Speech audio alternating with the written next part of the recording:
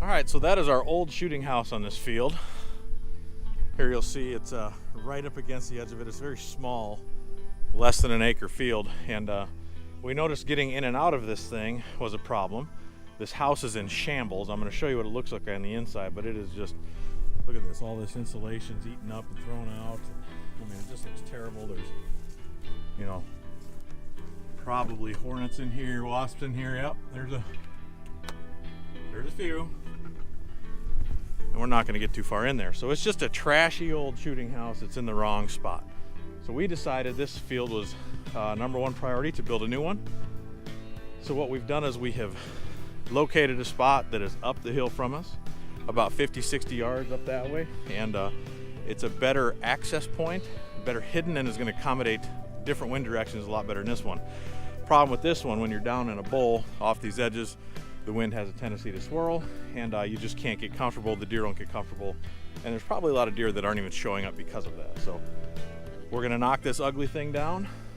We're going to put up a new one in a better spot, and it's going to be killer.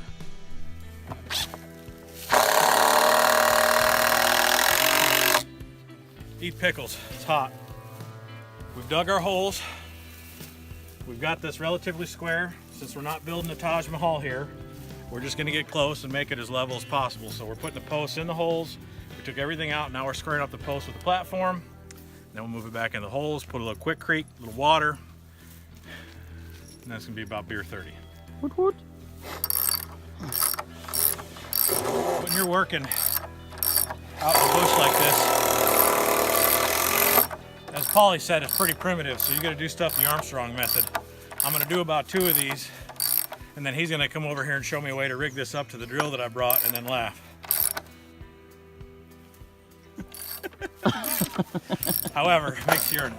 So we're putting 3.5 inch coated heavy duty torque head deck screws in to hold these. Then we're gonna go back with we got a 4-inch, 5-inch lag bolt and put that in there.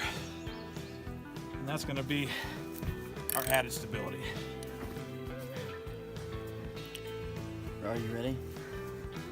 You're taking forever. Whenever I screw in a lag bolt, I think in my mind, it's more about the motion of the ocean, not the size of the waves. So Thomas is a big man. I like to finesse mine in the hole, if you know what I'm saying. That's so hot, and I'm talking about the sunlight right now. Bamski. See how that was? Is there an easier way to do this, Paul? Not that I know of right now. I think he's willing to admit. You don't have a adapter for the nut driver? Not that I can find. I saved these lag bolts, all 56,000 of them, because I knew that one day Thomas and I would be out here putting a shooting house together. In 347 degrees Fahrenheit. Yep, it's bumping 400. I mean, we saved some money, right? I mean, come on, you can finish that up.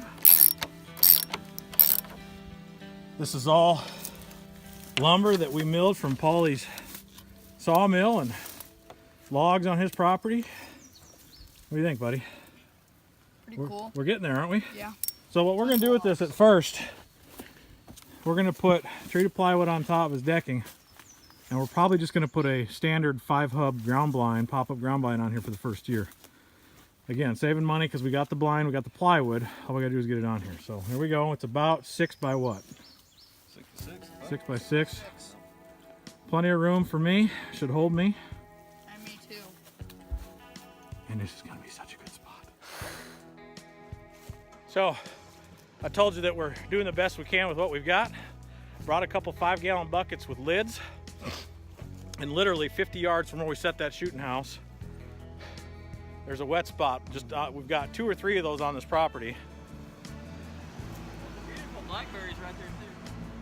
And so in those buckets is water for our Quikrete. So we didn't have to haul water out here to put at the base of those posts. So let me show you what this thing looks like. And we're smart by not carrying them because it's so hot. Anyway, just a little wet spot. When you're using water for Quikrete, it doesn't have to be drinking water. And again, this isn't rocket science. We've got the platform leveled, we've got the posts mostly squared.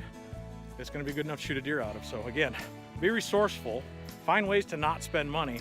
If you've got water on your property, I mean, you're not spending money on a giant tank to fill it up and haul it out here and all that stuff. So there you go. Now I got to take the Quikrete up the hill, which is probably going to be the end of my day.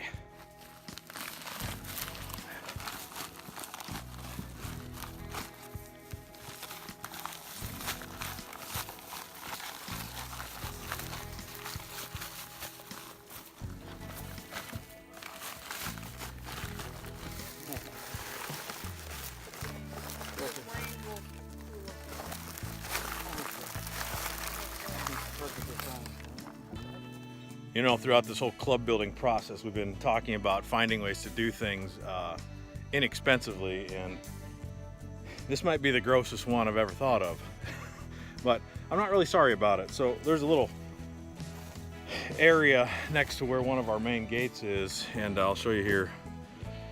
Folks have used it to dump trash, and that sucks.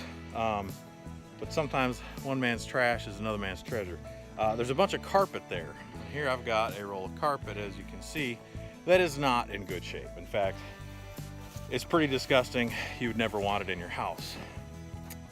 But it might work well on a shooting platform inside a shooting house. And I've opened this up, and it's relatively intact. It's not super sweet, but you're not exactly building Taj Mahals when you're building your shooting houses. So this is gonna save us some money.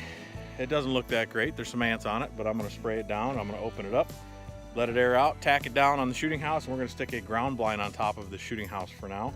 And next year, look at building a full-fledged shooting house. So there you go, just another quick tip on being effective. If somebody's throwing carpet away, might work good in your shooting houses. And it's gross, but you gotta do what you gotta do.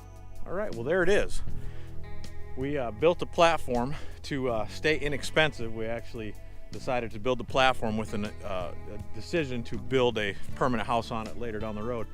But we made it big enough to accommodate one of those standard 5-hub blinds. So it's actually a great option. It's gonna sit up there just fine. It's gonna do the same trick that a regular house is gonna do. And for right now, it's gonna save us a little bit of money. But speaking of saving money, all that lumber, except for the decking on top, we milled out of pine trees, chunks of pine that Paul had.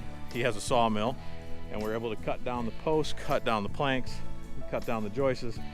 And I guess you could call this a natural shooting house, or organic, if you want to get into that. So anyway, we didn't spend hardly any money on it, just a little bit of time. And this is in a much better spot, and we've got work to do next. That is going to be making sure we've got shooting lanes cleared. Looks a lot worse than it is, but there's going to be some work.